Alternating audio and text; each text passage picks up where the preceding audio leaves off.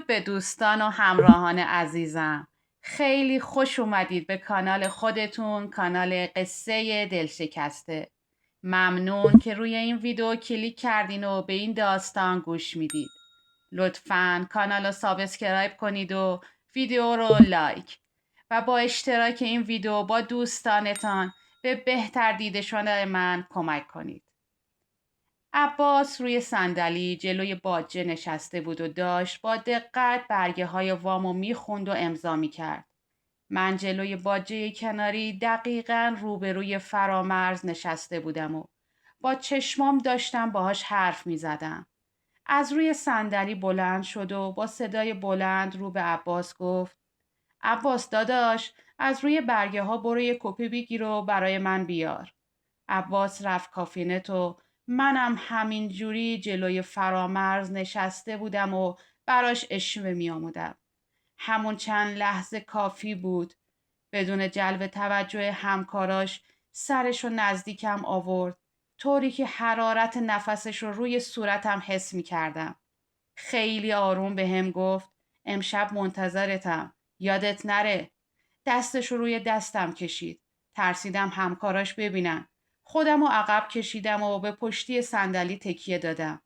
عباس همون موقع با برگه هایی که بی خود کپی گرفته بود برگشت و به فرامرز تحویلشون داد و گفت: اینم کپیا. همه چی ردیف شد داداش؟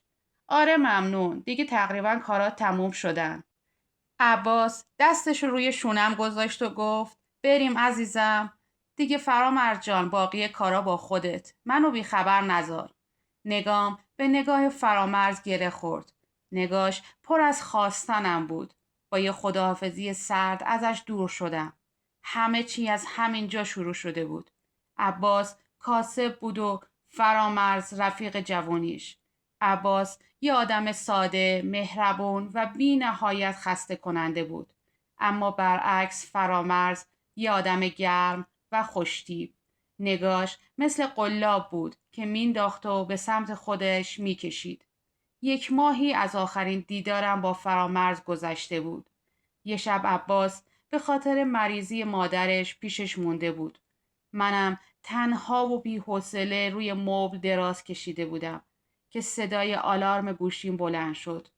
پیام از طرف فرامرز بود. نوشته بود: پایین منتظرتم. هر وقت تونستی بیا. نمیدونم میفهمید که اون شب عباس نیسته یا نه. فوری لباس پوشیدم. پایین رفتم.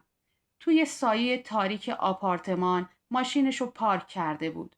تا دید که به سمتش میرم از ماشین پیاده شد و به سمتم اومد. یه گوشه خیابون که تاریک تر بود وایسیدم. بهش گفتم: دیوونه شدی؟ چرا اینجا اومدی؟ نگفتی عباسی یهو بیاد و ببینت؟ با یه شاخه گل اومده بود. گفت: امروز دادگاه بودم. تموم شد. طلاقش دادم. نفس توی سینم حبس شد.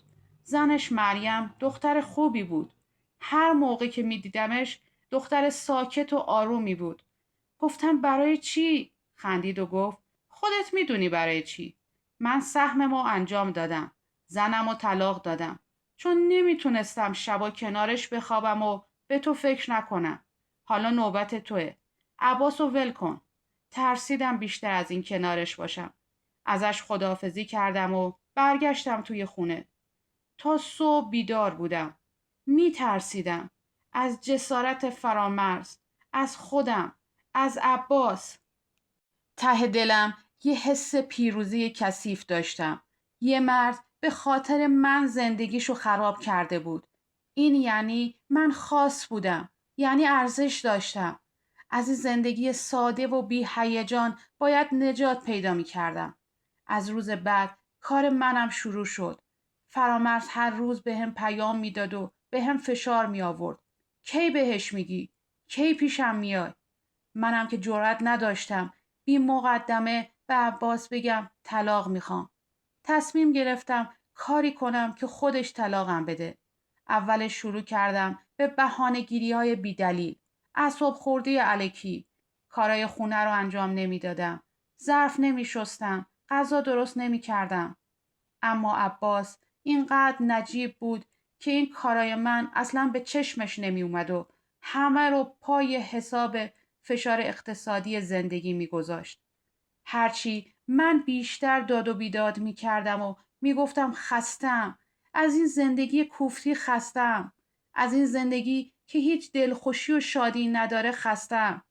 اما او به جای اینکه جوابمو با بحث بیشتر بده، منو دلداری میداد و میگفت همه چی درست میشه عزیزم. هرچی من بدتر میشدم او مهربونتر میشد. زمان به سرعت میگذشت.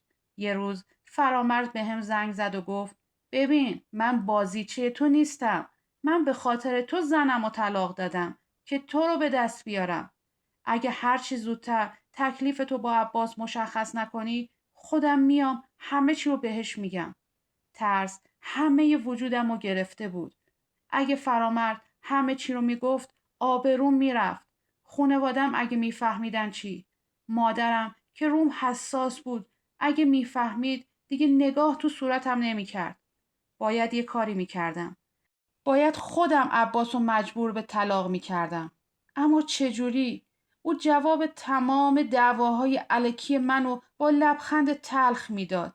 همین بیشتر عصبی میکرد. یه شب روی مبل دراز کشیده بودم. یه گوشی میگشتم. عباس دورتر از من نشسته بود و مشغول تماشای بازی فوتبال بود. صفحه چت فرامرز و مرتب بالا و پایین میکردم. نمیتونستم به فرامرز بگم عباس طلاقم نمیده. باید یه کاری میکردم که خودش طلاقم بده. یه کاری که قابل بخشش نباشه. همون لحظه یه فکری مثل برق از سرم گذشت. باید خیانت میکردم. عباس اگه میفهمید دارم بهش خیانت میکنم قطعا طلاقم میداد. اما اگه میفهمید اون آدم فرامرزه خون به پا میشد. پس باید یه جوری خیانت میکردم با یه آدم غریبه، یه تومه، یکی که چند روزی وارد بازی کثیف من بشه تا عباس مچشو بگیره.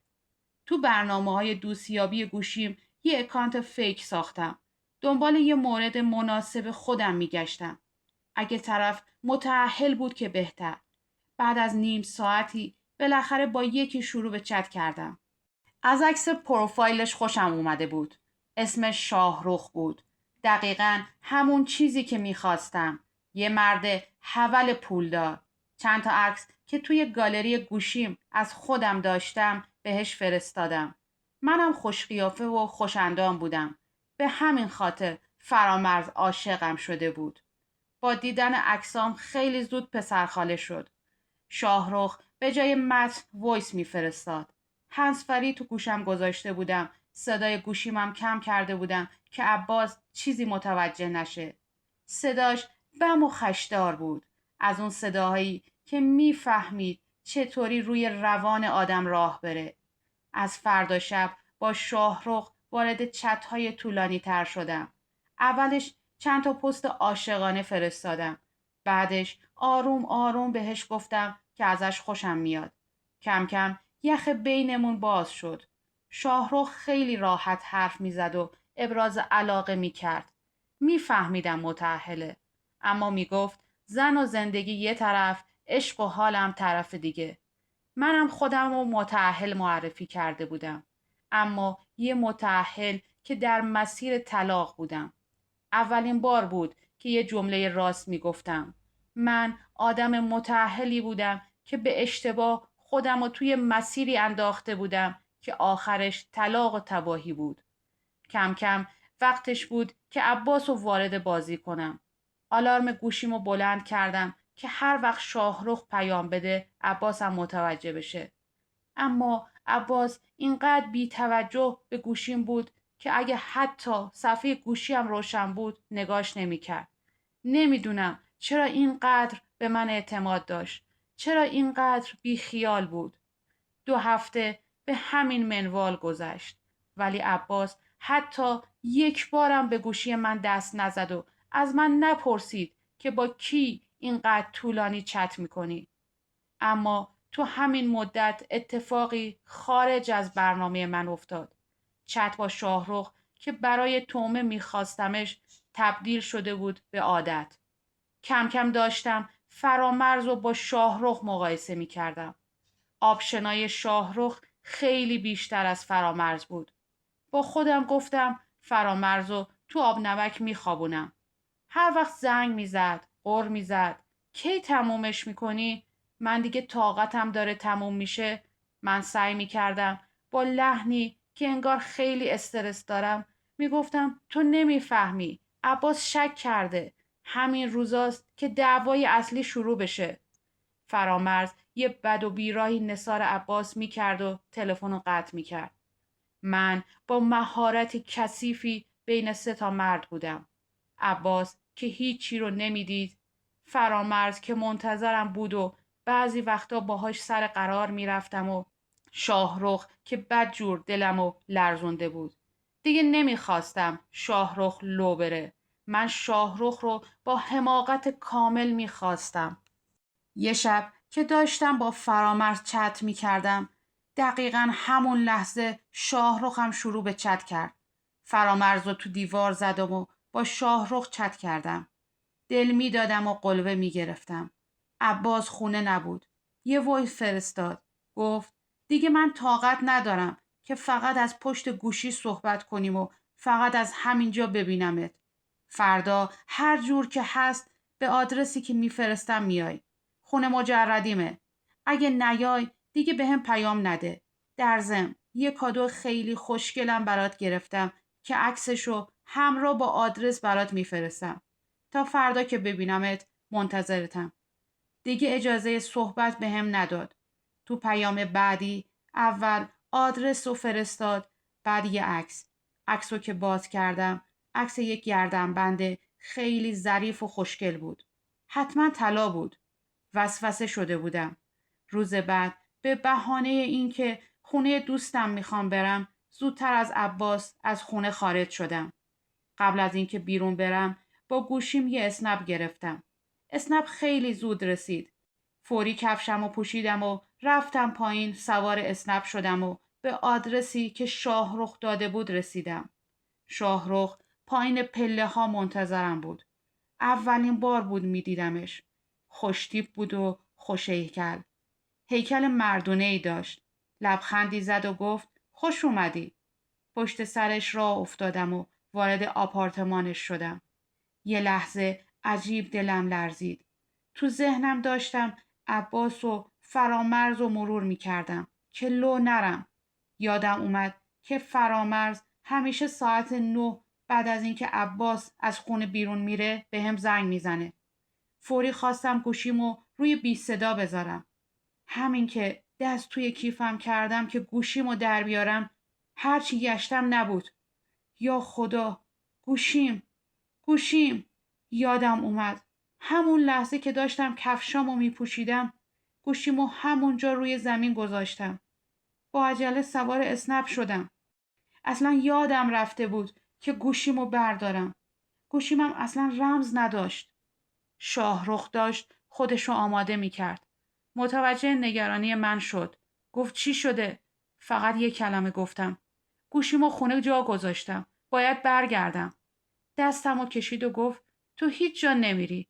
به زور دستمو از تو دستاش بیرون کشیدم و در رو باز کردم و از اونجا بیرون زدم. صدای بد و بیراهای شاهرخ رو میشنیدم. اما الان هیچی برام مهم نبود. غیر از گوشیم. اگه عباس گوشیمو پیدا میکرد چی؟ اگه عباس گوشیمو میدید؟ اگه فرامرز زنگ بزنه چی؟ الان حتما شاهرخم شروع به زنگ و پیام میکنه. باید خودم و هرچی سریعتر به خونه میرسوندم. همین که پایین خونه شاهرخ رسیدم ماشین عباس رو دیدم که همونجا وایسیده. دیگه همه چی رو فهمیده بود. میفهمیدم همه چی لو رفته. فرامرز، شاهرخ، از روی آدرسی که توی گوشیم بود اومده بود اینجا. چشاش کاسه خون بود. چهرش 10 سال پیرتر شده بود. در ماشین رو باز کرد و منو با تکونی توی ماشین انداخت. حرفی برای گفتن نداشتم. اون هم هیچی نگفت. فقط منو جلوی خونه خودمون پیاده کرد. بدون هیچ حرف و دعوایی. فقط گفت تا آخر هفته از اینجا برو. وکیل میگیرم برای کارای طلاق. همین و تمام. به سرعت برق و باد جلسه های دادگاه تموم شد. من از عباس طلاق گرفتم. حتی یک بارم خودشو ندیدم. تو تمام مدت جلسه های دادگاه فقط وکیلش بود. یه طلاق توافقی. با خودم میگفتم تو که همینو میخواستی. طلاق. پس چرا ناراحتی؟ چند روز بعد از طلاقم خودم رو به فرامرز رسوندم. خبر داشت طلاق گرفتم و جدا شدم. فکر میکردم الان خوشحاله که تمومش کردم. اما برعکس چیزی که فکر میکردم، فرامرز از خیانتم به خودش خبر داشت. در مورد شاهرخ همه چی رو میفهمید. عباس بهش گفته بود. فرامرز رو هم از دست دادم. به شاهرخ زنگ زدم. گفتم طلاق گرفتم. الان میتونیم حداقل صیغه کنیم. که یهو با حالت تمسخری گفت صیغه؟ مگه من دیوونم تو رو صیغه کنم و برای خودم دردسر درست کنم؟ من زن و بچه دارم. اگه میخوای فقط میتونیم دوست باشیم. دنیا روی سرم خراب شده بود. دوست؟ یعنی من زندگیمو خراب کرده بودم که بهترشو بسازم. اما الان تنها به عنوان دوست میتونم باشم؟ دیگه نه کسی رو داشتم که بهش تکیه کنم، نه جایی که بتونم بمونم. با کوله باری از غم باقی مونده وسایلم و باری وانت کردم و به سمت خونه مادرم رفتم. میفهمید طلاق گرفتم. ولی عباس هیچ وقت نذاشت کسی دلیل طلاقم رو بفهمه. در آخر من موندم و یک کوهی از گناه که در حق عباس کرده بودم و الان داشتم تاوان پس میدادم. ممنون عزیزانم که تا پایان این داستان همراه من بودید. لطفاً کانال رو سابسکرایب کنید و برای حمایت از من لایک و کامنت یادتون نره.